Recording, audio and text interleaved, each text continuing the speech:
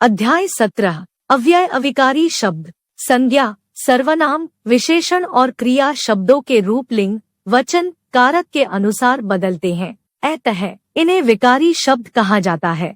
हिंदी में कुछ अन्य शब्द ऐसे भी हैं जिनके रूप नहीं बदलते, इन्हें अव्यय या अविकारी शब्द कहा जाता है। ये 5 प्रकार के हैं। अव्यय: क्रिया विशेषण, संबंध बोधक, समुच्चय बोधक, विस्मयादि बोधक, निपात। क्रिया विशेषण: जो शब्द क्रिया की विशेषता बताते हैं वे क्रिया विशेषण कहलाते हैं। जैसे सरिता तेज हंस रही थी, तुम वहाँ क्या कर रहे थे, हम कल जाएंगे, वह बहुत रोया। इन वाक्यों में रेखांकित शब्द तेज, वहाँ, कल, बहुत, अपनी अपनी क्रिया हंसना, करना, जाना, रोना की विशेषता बता रहे हैं तथा ये क्रिया विशेषण अव्यय है। क्रिया विशेषण के 4 भेद हैं। रीतिवाचक क्रिया विशेषण: जो शब्द क्रिया के होने की रीति या विधि बताते हैं उन्हें रीतिवाचक क्रिया विशेषण कहते हैं। जैसे घड़ी धीरे धीरे चलती है, घोड़ा तेज दौड़ता है, रवि ध्यानपूर्वक सुनता है, पिताजी अचानक चल दिए। कालवाचक क्रिया विशेषण: जो शब्द क्रिया की काल संबंधी विशेषता का बोध कराते हैं उन्हें कालवाचक क्रिया विशेषण कहते हैं। जैसे देवदत्त परसों आएगा, बच्चे दिन भर टीवी देखते हैं, गीता अभी आई है, दिल्ली कब जाओगे।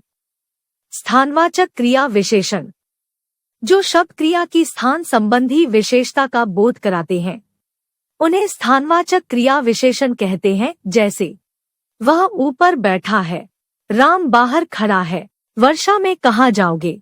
धर्म की विजय सर्वत्र होती है। परिमाणवाचक क्रिया विशेषण: जो शब्द क्रिया की मात्रा या परिमाण को बताए उसे परिमाणवाचक क्रिया विशेषण कहते हैं। जैसे कम बोलो, अधिक उपजाओ, कम खाओ, अधिक पचाओ, वह बहुत थक गया है। 2.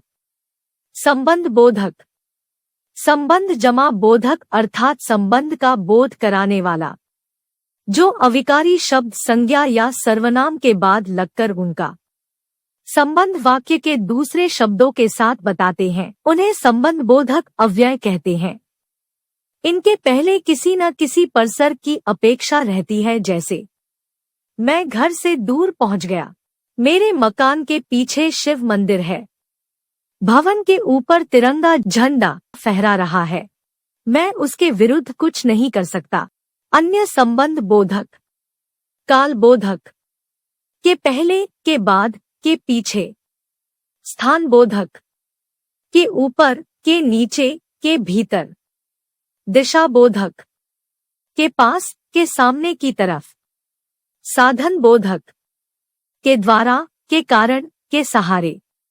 संग बोधक: के साथ, के सहित, के संग। विरोध बोधक: के विरुद्ध, के विपरीत, के खिलाफ।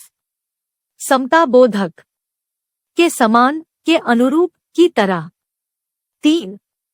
समुच्चय बोधक: जो अव्यय 2 शब्दों, पदबंधों, वाक्यांशों या वाक्यों को जोड़ने का काम करते हैं उन्हें समुच्चय बोधक अव्यय कहते हैं। जैसे सोहन और मोहन मित्र है, मैंने परिश्रम तो किया किंतु सफलता न मिली, गुरुजी ने कहा कि कल छुट्टी रहेगी, दादी रामायण पढ़ रही है तथा माँ खाना पका रही है। इन वाक्यों में रेखांकित शब्द 2 वाक्यों को जोड़ने का काम कर रहे हैं, अतः ये समुच्चय बोधक है। समुच्चय बोधक अव्यय के 2 भेद हैं।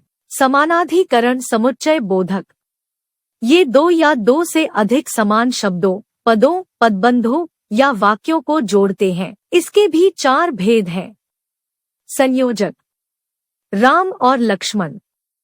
विकल्पक: किताब पढ़ो अन्यथा चले जाओ, चाय पियो अथवा कॉफी।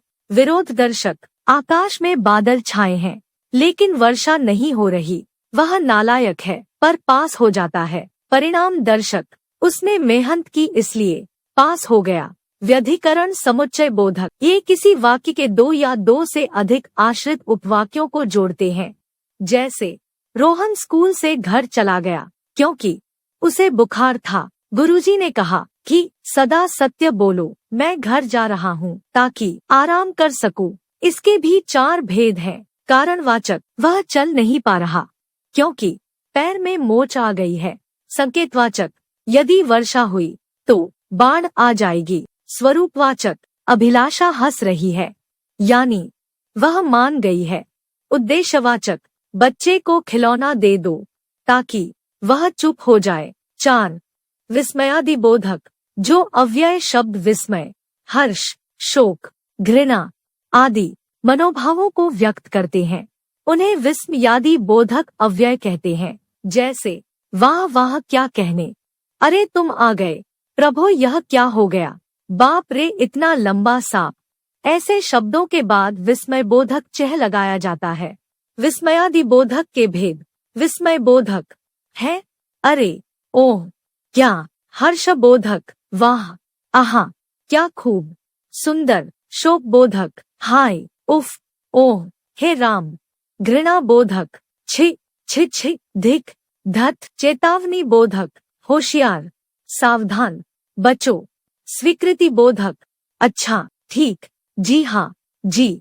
5 निपात, जो अव्यय किसी शब्द के बाद लगकर उसके अर्थ में विशेष प्रकार का बल्य भाव पैदा करने में सहायता करते हैं, उन्हें निपात या अवधारणा मूलक शब्द कहते हैं। जैसे राम ही कल जाएगा, राम कल ही जाएगा, कल राम भी जाएगा, तुमने तो कुछ नहीं किया, तुम्हारे बारे में बच्चे तक जानते हैं। निपात के स्थान बदल लेने से अर्थ भी बदल जाता है। जैसे महेश ने ही मुझे बुलाया है, महेश ने मुझे ही बुलाया है, महेश ने मुझे बुलाया ही है। आपने पढ़ा और समझा। जिन शब्दों में लिंग, वचन, कारक के कारण विकार परिवर्तन नहीं आता, उन्हें अविकारी शब्द कहते हैं। अविकारी शब्दों को अव्यय भी कहा जाता है। अव्यय के 5 भेद हैं। क्रिया विशेषण, संबंधी बोधक, समुच्चय बोधक, विस्मयादि बोधक और निपात। क्रिया विशेषण 4 प्रकार के होते हैं। रीतिवाचक, स्थानवाचक, कालवाचक और परिमाणवाचक। संबंध बोधक संज्ञा सर्वनाम के साथ जुड़कर उनका संबंध वाक्यों के अन्य शब्दों से बताते हैं। समुच्चय बोधक 2 शब्दों वाक्याशो वाक्यों को जोड़ने का काम करते हैं। विस्मयादि बोधक विस्मय, हर्ष, शोक, घृणा आदि भावों को प्रकट करते हैं।